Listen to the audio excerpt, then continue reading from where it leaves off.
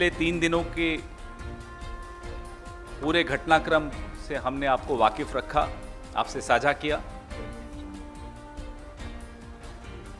शनिवार को हमारे महासचिव प्रभारी श्री जयराम रमेश ने भारतीय जनता पार्टी के अध्यक्ष श्री जयप्रकाश नड्डा को एक पत्र लिखा।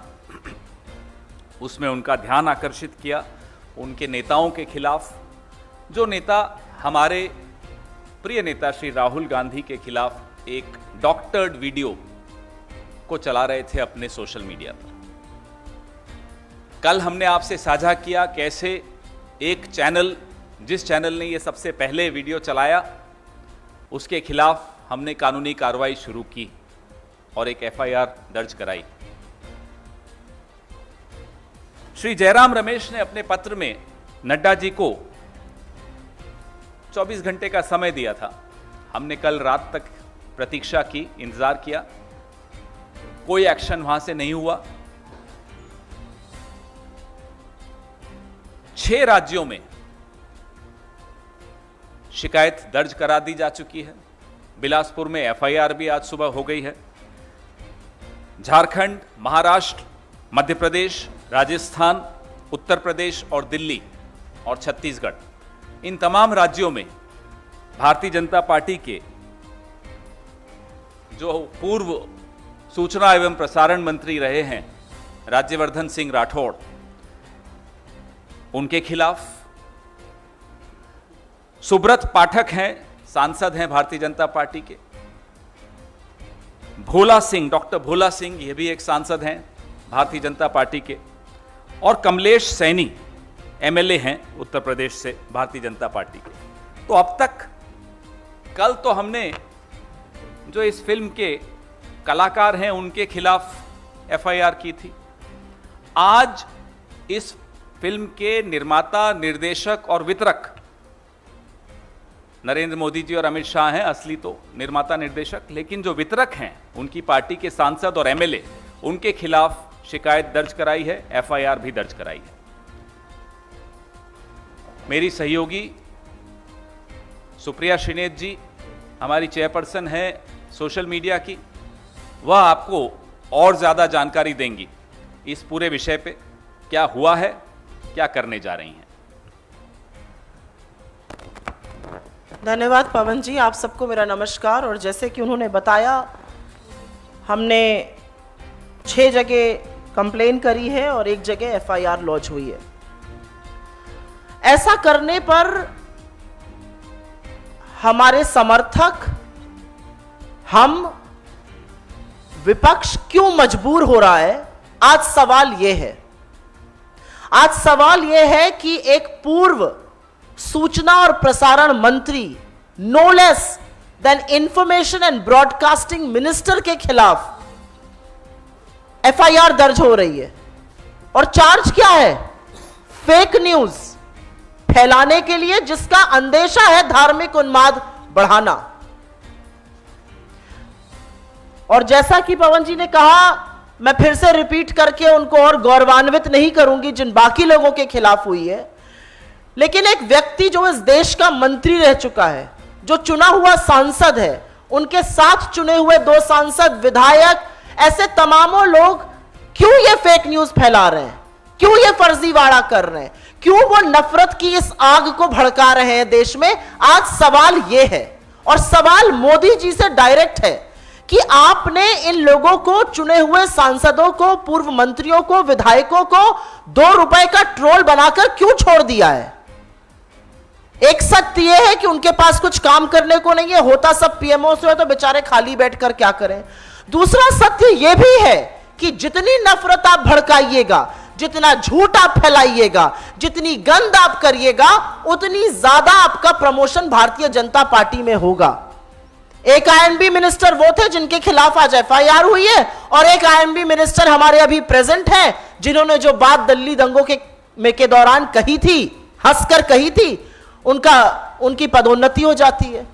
तो आज सवाल यह है कि सोशल मीडिया का जो यूज हो रहा है, हां उन्होंने अपनी ट्वीट डिलीट करी, हां ट्विटर ने उसको सर्कल करके कहा कि ये आउट ऑफ कॉन्टेक्स्ट मीडिया है, उसको दिखाया कि ये गलत दिखा रहे हैं, लेकिन डैमेज हो चुका है। और अब मैं एक तथ्यात्मक बात आपके सामने जरूर रखना चाहती हूं। सोशल मीडिया पे फेक न्यूज फैलाना, सोशल मीडिया पे फर्जीवाड़ा करना एक बात है, लेकिन सोशल मीडिया का इस्तेमाल अगर आप आतंकियों के साथ मिलकर करिएगा तो वो बर्दाश्त नहीं किया जाएगा। इतना सेंसिटिव माहौल है आज देश का, इतना धर्मांधता के चलते क्या हो रहा है देश में हम सब देख रहे हैं, और आपकी हिम्मत होती है कि आप विपक्ष के प्रमुख नेता राहुल गांधी जी का नाम उसके साथ जोड़कर उनके खिलाफ एक फर्जी वीडियो ट्वीट करेंगे। आप चुने हुए सांसद हैं, आप मंत्री रह चुके हैं। Apart from the fall for grace, this is a conspiracy. आप एक बहुत बड़ी साजिश का हिस्सा हैं, क्योंकि आपने ट्वीट तो डिलीट कर दिया, लेकिन जो व्हाट्सएप पे आपके मैसेजेस है वो अभी भी चल रहे हैं उस फर्जीवाड़ा के खिलाफ। तो कहीं ना कहीं आप धर्मांधता की आग को, उन्माद की आग को भड़का तो रहे ही हैं, आप राहुल गांधी जी का नाम उसके साथ जोड़ रहे हैं। और इस मंच से हम जरूर पूछना चाहते हैं, भाजपा का कोई भी नेता यह हिम्मत ना करे कि आप राहुल गांधी जी का या कांग्रेस पार्टी के किसी का भी नाम आतंकियों के साथ जोड़ने की जरूरत करिए। राहुल गांधी होना आसान नहीं है। एक 8 साल का लड़का जब अपने घर वापस आया था ना, तो अपनी दादी को आतंकियों की गोली से छलनी देखा था। एक नौजवान जब वापस आया इस देश में, तो उसको अपने पिता के शरीर के अंग नहीं मिल रहे थे, उन्होंने आतंकियों का सामना किया है। आपकी हिम्मत कैसे होती है एक झूठा वीडियो ट्वीट करने के लिए? और मुझे ऐसा लगता है कि चुने हुए प्रतिनिधियों की जिम्मेदारी ज्यादा है सत्य दिखाने की, झूठ का पर्दाफाश करने की, आतंकियों के खिलाफ हमला बोलने की, देश का माहौल ठीक करने की।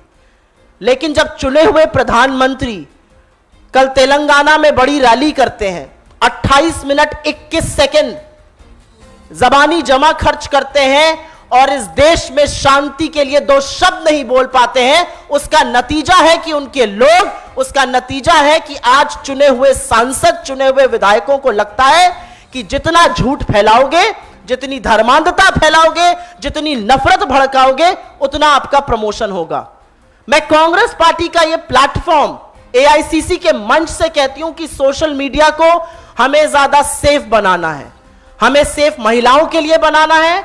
It should be a platform for public discourse, it should be a platform जहां पर हम पॉलिसीज को, उसके बारे में बात कर सकें, अच्छे सुझाव दे सके पॉलिसीज पर, एक सकारात्मक रुख हम अपनी पॉलिटिक्स के लिए इस्तेमाल कर सके। लेकिन सोशल मीडिया का इस्तेमाल इस देश के चुने हुए सांसद, पूर्व मंत्री, विधायक, खुद प्रधानमंत्री जी लोग फर्जीवाड़ा फैलाने के लिए करते हैं, वो अब बर्दाश्त नहीं होगा।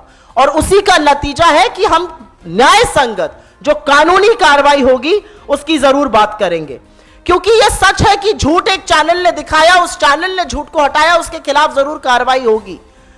लेकिन उसको एम्पलीफाई करने का, उस झूठ को हवा देने का काम तो भाजपा के खुद के लोग कर रहे हैं, और इनको जरा सी भी शर्म नहीं आती है। आज अपील होनी चाहिए, आपके जो नेता प्रतिपक्ष हैं वो बैठकर अशोक गहलोत जी की सर्वदलीय बैठक में उसकी भर्त्सना करते हैं, अपना सहयोग बताते हैं, प्रशंसा करते हैं अशोक गहलोत की सरकार ने कैसे एक्शन लिया। और अगर आप मुझसे पूछिए तो राजस्थान ने एक गोधरा होने से बचा लिया, जो मोदी जी 2002 में नहीं बचा पाए थे। आपके नेता प्रतिपक्ष ये करते हैं, और आपके जयपुर के सांसद और पूर्व मंत्री आके हिंसा भड़काने की बात करते हैं, झूठ बोलते हैं, लगातार झूठ बोलते हैं। आशय क्या है? आज सवाल यह है, आपका आशय नफरत भड़काना है, उस नफरत की आग में अपनी रोटियां सेकना है। लेकिन अब यह नहीं सहा जाएगा, ना ये पब्लिक डिस्कोर्स में सहा जाएगा, ना ये मेनलाइन मीडिया में सहा जाएगा, और ना ये सोशल मीडिया में सहा जाएगा। और खास तौर से अगर आपने कांग्रेस के शीर्ष नेतृत्व और हमारे नेता राहुल गांधी जी के खिलाफ इस तरह का दुष्प्रचार किया, तो उसके परिणाम आपको भुगतने पड़ेंगे, और परिणाम भुगतना जरूरी है, क्योंकि आप 2 रुपल्ली के ट्रोल अगर बनने को तैयार हैं, तो जो 2 रुपल्ली के ट्रोल के साथ होना चाहिए वही आपके साथ न्याय संगत कानूनी कार्यवाही होगी। धन्यवाद।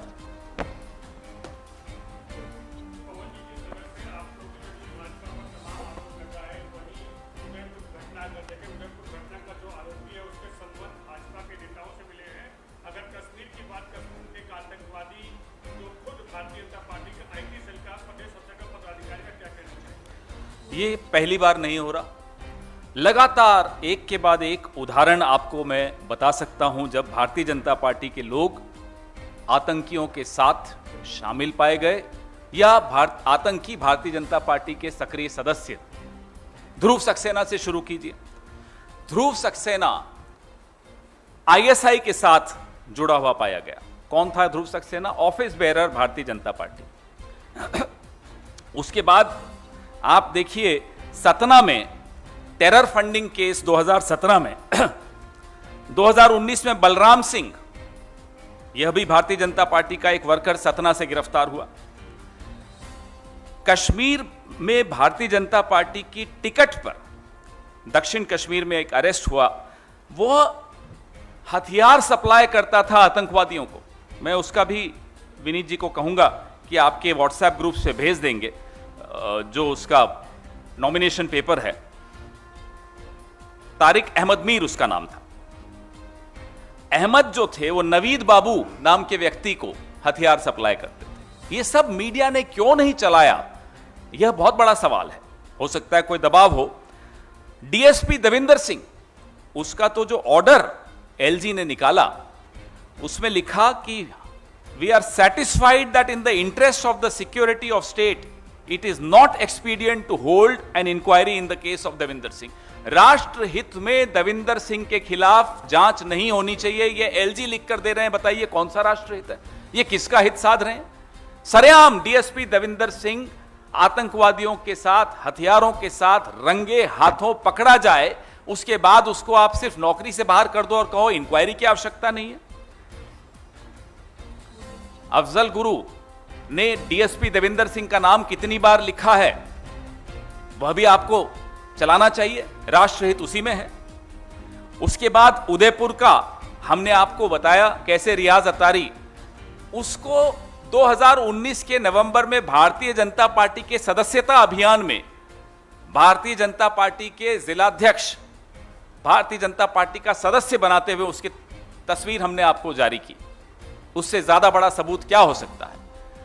कल जो कश्मीर में ग्रामीणों ने एक आतंकवादी पकड़ा, वह भारतीय जनता पार्टी की आईटी सेल, माइनॉरिटी मोर्चा की आईटी सेल का प्रभारी निकला, स्टेट का।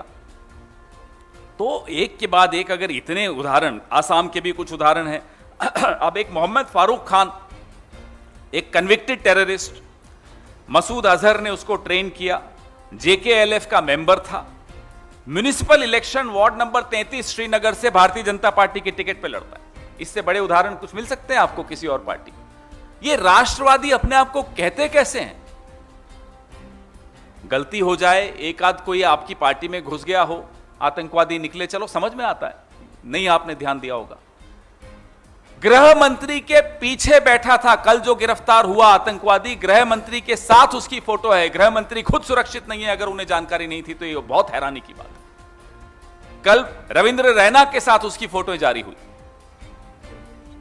जम्मू कश्मीर एक बहुत सेंसिटिव स्टेट रीजन है, वहां आप देख रहे हैं कि आतंकवादी ना केवल भारतीय जनता पार्टी का ऑफिस बेरर है, अमरनाथ यात्रा पे हमले की योजना बनाने वाला व्यक्ति एक चित्र में गृह मंत्री के पीछे बैठा हुआ पाया जाए। बताइए इस देश की हालत क्या बना दी है। इसलिए जांच ऐसी होनी चाहिए, किसके तार कहां जुड़े हैं इस देश को अब मालूम होना चाहिए।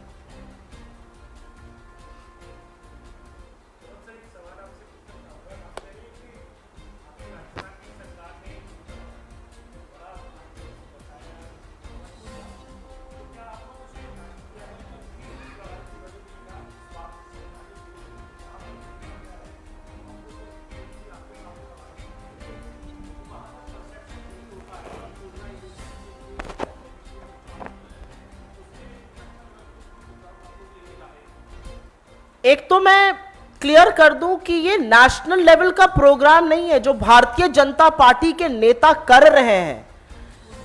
एक जगह धर्मांधता के चलते बर्बरता पूर्वक एक हत्या होती है, उस जो हत्यारा है उसके संबंध भारतीय जनता पार्टी से उजागर होते हैं। धन्यवाद हो गहलोत सरकार का, जिन्होंने कड़ी कार्रवाई और डिसाइसिव एक्शन लिया। लेकिन भारतीय जनता पार्टी के चुने हुए सांसद उस माहौल को बिगाड़ने की कोशिश करते हैं। अगर यह देशद्रोह नहीं है तो देशद्रोह क्या है? आप इस देश को क्यों नफरत की आंख में झोंक रहे हैं? और यह सिर्फ राजस्थान स्पेसिफिक नहीं है, क्योंकि जिन प्लेटफॉर्म्स पे उन्होंने यह झूठा वीडियो दिखाया था वो सिर्फ राजस्थान फोकस नहीं है।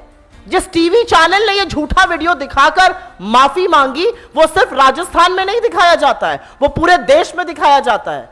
यह सोशल मीडिया से पूरे देश में प्रचारित करने की बात थी।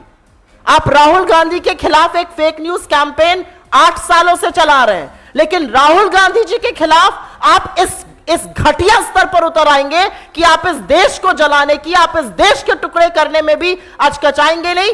देशद्रोह अगर यह नहीं है तो देशद्रोह क्या है? और इस देशद्रोह के खिलाफ देश भर में नहीं और हमें ही नहीं, हर व्यक्ति को सोचना चाहिए कि भारतीय जनता पार्टी आखिर कर क्या रही है। आप कौन से राष्ट्रवाद की बात करते हैं?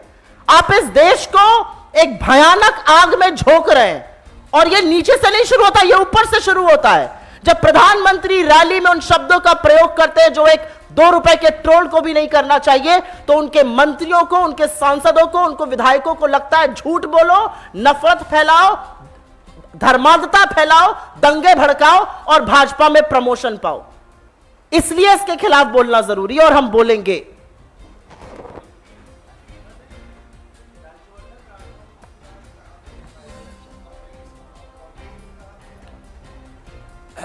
कंप्लेंट्स मैं आपको राज्यों की लिस्ट बता देता हूं। झारखंड, महाराष्ट्र, मध्य प्रदेश, राजस्थान, उत्तर प्रदेश, दिल्ली, बिलासपुर, छत्तीसगढ़। भिजवा देंगे आपको, नाम भिजवा देंगे। एफआईआर बिलासपुर में आज सुबह हुई है, राज्यवर्धन राठौड़ और 4 अन्य के खिलाफ।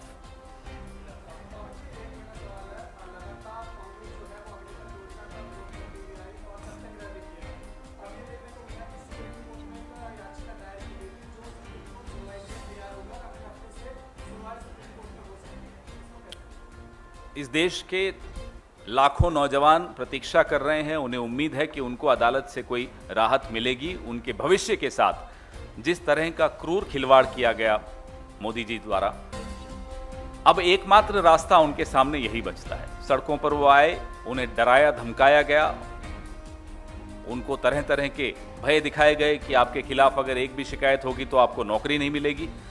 लेकिन अब जो रास्ता उनके सामने बचता है वह माननीय सर्वोच्च न्यायालय का रास्ता है। हमें उम्मीद है उनको वहां से न्याय मिलेगा। कांग्रेस पार्टी उनके साथ कंधे से कंधा मिलाकर खड़ी है। किसी भी अहिंसक आंदोलन का, किसी भी सत्याग्रह में कांग्रेस पार्टी उनको सहयोग करेगी।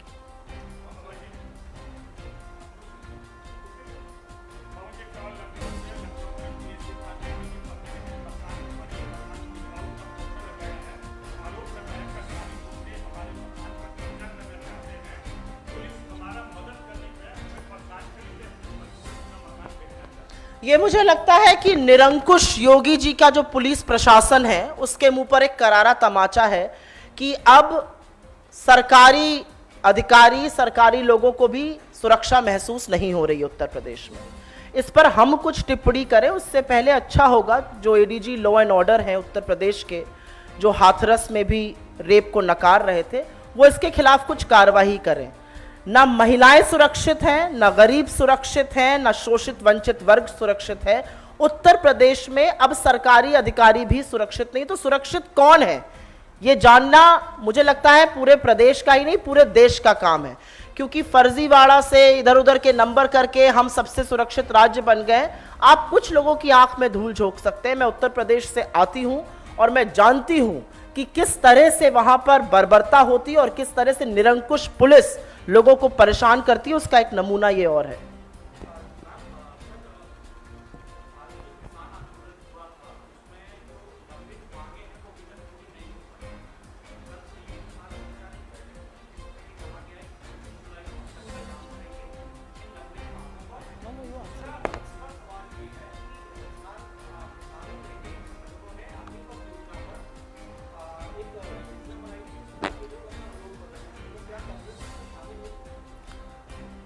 जब 1 साल से ऊपर किसान हर मौसम की मार झेलते हुए सड़क पर बैठे थे, तब उस आंदोलन को नैतिक समर्थन कांग्रेस पार्टी का बिल्कुल रहा था और रहेगा। जैसा कि मैंने आपको कहा, किसी भी अहिंसक सत्याग्रह में कांग्रेस उन सत्याग्रहियों के साथ हमेशा खड़ी रहेगी। किसानों के साथ ये पहली बार धोखा हो रहा हो मोदी सरकार द्वारा, ऐसा नहीं है। मोदी सरकार ने सदैव इनके साथ धोखा किया। 2022 तक आय दुगनी कर देनी थी, 2022 के अब 6 महीने खत्म हो रहे हैं। बताइए कितने किसानों की आय दुगनी हुई? आपने पंजाब चुनाव को देखते हुए आनन फानन में उनको वादे किए और काले कृषि कानून लंबित रखे, हटाए, पीछे विड्रॉ किए, लेकिन क्या हुआ एमएसपी का? क्या हुआ उन तमाम वादों का जो आपने उस वक्त किए थे उनका धरना खत्म करने के लिए? यह सोचते हैं कि ये लोगों की आंखों में बार बार धूल झोंक सकते हैं। वो जवान हो, 1 रैंक 1 पेंशन का वादा किया, 9 रैंक 9 पेंशन पे ले आए। वो किसान हो, आय दुगनी करने की बात की, जो आय मिलती थी उससे भी आधी कर दी। तो हर वर्ग के साथ छलावा हुआ है, हर वर्ग अपने आप को ठगा हुआ महसूस करता है। आने वाले कुछ महीनों में लोगों का रोष, लोगों का गुस्सा, हमें इस देश की अब चिंता हो रही है। मोदी सरकार को भी चिंता करनी चाहिए और तुरंत कदम उठाने चाहिए किसानों को राहत पहुंचाने के लिए। नौजवानों जो बेरोजगारी का रिकॉर्ड टूटा है 45 साल का, उस दिशा में कुछ कदम उठाने चाहिए। अब ये तालियां बटोरने का व्यापार अब इन्हें बंद कर देना चाहिए। नहीं, आप चौथी बार ट्राई कर रहे हैं, पूछिए।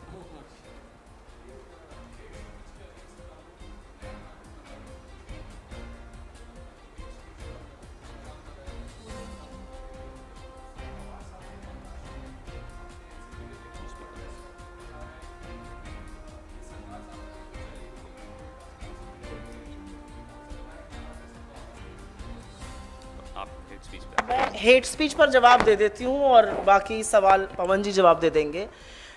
सुनकर अच्छा लगा कि एक कानून बन रहा है। कानून किसके लिए बन रहा है? भारतीय जनता पार्टी के बेलगाम प्रवक्ताओं के खिलाफ, बददिमाग मंत्रियों के खिलाफ, अपने सांसदों या विधायकों के खिलाफ, या खुद प्रधानमंत्री के खिलाफ। अगर हेट स्पीच हो रही है और अगर उससे हिंसा भड़क रही है, उससे माहौल बिगड़ रहा है, तो 16 पार्टियों ने 4 महीने पहले से आपसे कहा है कि आप आइए, देश को संबोधित करिए, शांति की अपील करिए। आप तेलंगाना जाकर 28 मिनट 21 सेकंड बोलते हैं और क्या बोलते हैं ये समझना मुझे समझ में नहीं आया मोदी जी क्या बोलना चाह रहे थे उस मीटिंग में। लेकिन आप 10 सेकंड के लिए नहीं बोल सकते थे कि आज देश के लोगों से मैं शांति की अपील करता हूं। ऐसा क्या बैर है? राजस्थान के मुख्यमंत्री आपसे जेन्युइनली बोल रहे हैं कि मोदी जी आपको प्रचंड बहुमत मिला था, आइए देश के सामने, यह आपका कर्तव्य है कि देश के सामने आकर शांति की अपील कीजिए। मोदी जी क्यों हिचकिचा रहे हैं? यही तो हम सब लोग समझना चाह रहे हैं, जो हमारी समझ से परे है। तो हेट स्पीच के खिलाफ कानून बनना अच्छी बात है, लेकिन उससे पहले अगर अपनी नेशनल एग्जीक्यूटिव में ही आपने 2 शब्द हेट स्पीच के खिलाफ, अपने तमाम भाषणों में हेट स्पीच के खिलाफ बोल दीजिएगा, आपके भक्त, आपके ट्रोल अपने आप हिंसा भड़काना और धार्मिक उन्माद करने से थोड़ा सा कंट्रोल होंगे। तो लोगों की आंख में धूल झोंकना छोड़ दीजिए, इसकी नैतिक जिम्मेदारी मोदी जी पर है। पता नहीं क्यों अचकचाते हैं, शायद राजनीतिक रोटियां सेकना आसान रहता है। इसी पर सबसे पहला केस हेट स्पीच का एक व्यक्ति हैं जिनके खिलाफ लगना चाहिए, जिन्होंने भाषण में कहा था कि वो कपड़ों से पहचाने जाते हैं। मैं आप पर छोड़ता हूं, उस व्यक्ति का नाम चलाइएगा। उसका नाम मैं बता भी देता हूं, शायद आप नहीं चला पाए, उम्मीद करता हूं कहीं लाइव भी चल रहा होगा। उनका नाम है नरेंद्र मोदी और वो इस देश के प्रधानमंत्री। देश के प्रधानमंत्री अपना राजधर्म भूल कर कहते हैं कि कपड़ों से पहचाने जाते हैं। ये होती है हेट स्पीच। और अगर ये हेट स्पीच का कानून रेट्रोस्पेक्टिव इफेक्ट से लगेगा तो सितंबर 2002 में एक व्यक्ति हैं जिन्होंने खैरलांजी में भाषण दिया था, हम पांच हमारे 25, उसका नाम भी नरेंद्र मोदी था। तब वो मुख्यमंत्री था एक राज्य का। तो हेट स्पीच पे वो जरूर कानून लाएं। मगर हमारा निवेदन है उनसे कि रेट्रोस्पेक्टिव इफेक्ट से लाएं और सबसे पहले इस व्यक्ति जिनका मैंने आपके सामने नाम लिया, पहला केस उनके खिलाफ दर्ज होना चाहिए। दूसरा, आपका सवाल महाराष्ट्र पे था। जो महाराष्ट्र में पिछले 2.5 साल में हुआ, उसकी परिणति यह हुई है, जो आजकल सोशल मीडिया पे जिसको अब ईडी सरकार कहा जाता है, एकनाथ और देवेंद्र फडणवीस की सरकार बनी है, उसके पीछे जो घटनाक्रम हुआ, तमाम एजेंसीज का दुरुपयोग, इलेक्टोरल बॉन्ड्स से और वैसे जिस तरह से अरबों रुपया भारतीय जनता पार्टी पर आरोप है कि उन्होंने कमाया है, उस पैसे का दुरुपयोग और एक छटपटाहट कि सुबह 4 बजे शपथ लेने साहब पहुंच जाते थे और अब वही साहब बीए करने के बाद फिर से 12वीं में आ गए। तो शरद पवार जी जो कह रहे हैं, मेरे हिसाब से वो जानते हैं वो क्या कह रहे हैं, वो बिल्कुल ठीक कह रहे हैं। इस तरह की बुनियाद पर बनी हुई सरकार ज्यादा दिन नहीं टिक सकती। आपने तमाम विधायकों को किसी को डरा के, किसी को धमका कर, किसी को लोभ लालच में लपेट कर एक सरकार आनन फानन में बना तो दी, लेकिन इस सरकार की मियाद ज्यादा दिन तक नहीं है।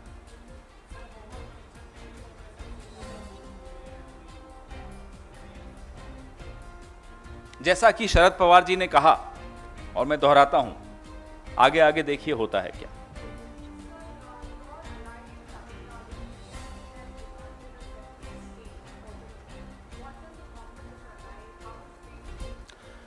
The Prime Minister must take notice of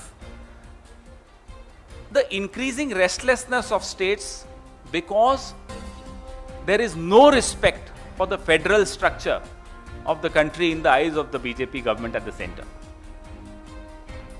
Our constitution has mechanisms in place where you respect the federal structure of the country.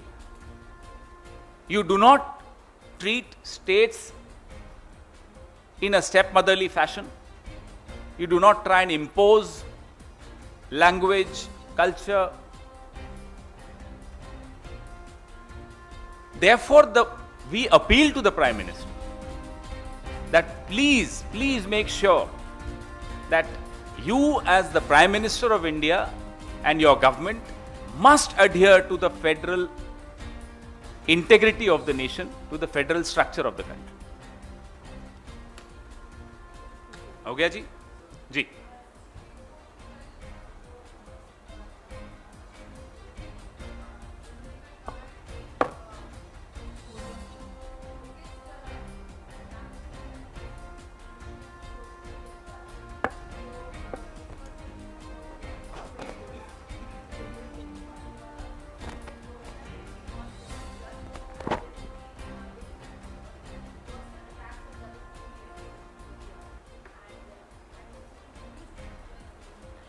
कुछ ऐसे शब्द कल ट्रेंड हो रहे थे इंडिया में सुप्रीम कोर्ट के संदर्भ में, जिनको शायद मैं एक सम्मानित मंच से दोबारा रिपीट भी नहीं कर सकती हूं। कुछ ऐसी बातें भाजपा के नेताओं ने, भाजपा के समर्थकों ने और उनके इशारों पर चल रहे पब्लिकेशंस और प्लेटफॉर्म्स ने सुप्रीम कोर्ट के बारे में कही, जिसको कहना और दोबारा से रिपीट करना मुझे लगता है न्यायपालिका को ही नहीं, एक सभ्य समाज को शर्मसार करना है। सुप्रीम कोर्ट के जजमेंट से आप असहमत हो सकते हैं, सुप्रीम कोर्ट के जजमेंट को आप क्रिटिक कर सकते हैं, लेकिन सुप्रीम कोर्ट के जजमेंट को लेकर एक स्मीयर कैंपेन चलाना, कैरेक्टर असैसिनेशन, रेपुटेशन असैसिनेशन करना जजेस का, मुझे लगता है किसी को भी शोभा नहीं देता है।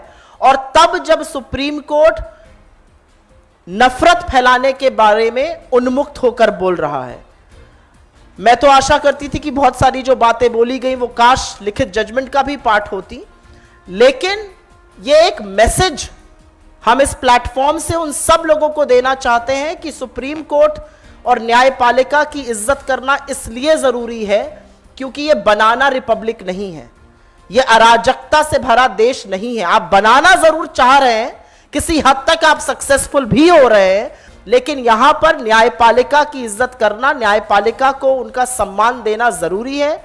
आपकी असहमति हो सकती है, लेकिन जिस तरह की बातें जजेस के बारे में, सुप्रीम कोर्ट के बारे में, जिस तरह के शब्दावली यूज करी गई है, कुछ लोगों ने इसके खिलाफ कार्रवाई करने की मांग करी और कोर्ट गए हैं, और हम आशा करते हैं कि सुप्रीम कोर्ट इसका संज्ञान शायद खुद लेना चाहिए इस बात पर।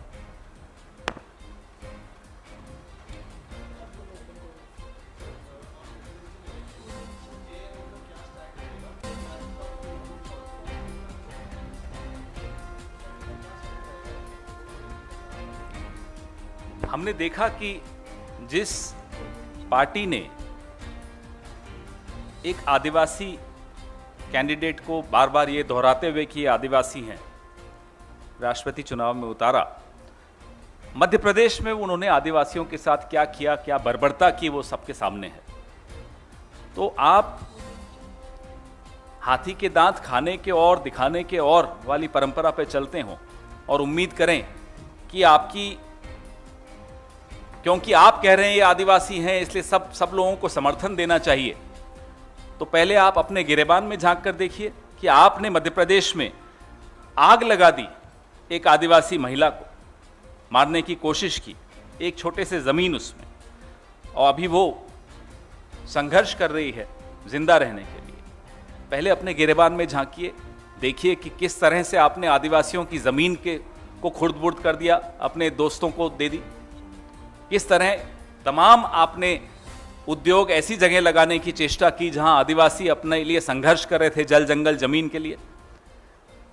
तो ऐसे व्यक्ति या ऐसी पार्टी को किसी पहचान के पीछे छिपकर वोट मांगने का अधिकार नहीं है। नरेंद्र मोदी जी को यह समझ लेना चाहिए।